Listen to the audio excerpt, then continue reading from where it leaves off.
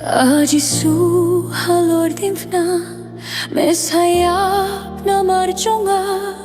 akad no melai dianga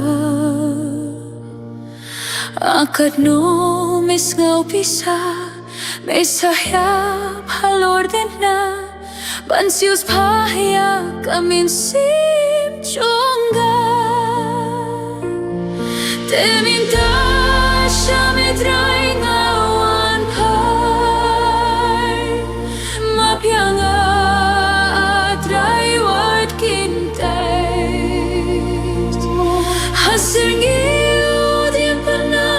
aingan rie papjanga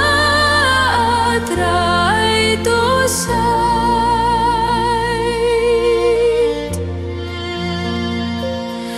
ngalakle diametrai ya jing id ngalai bain ngalalinde jingker khu jong me aji suba isun ay piam yang halak sangti ngala kucing mutang hamehi teminta shametrai ngawan pai mapianga atrai wat kintet hasirngiu din pehnai ngan rie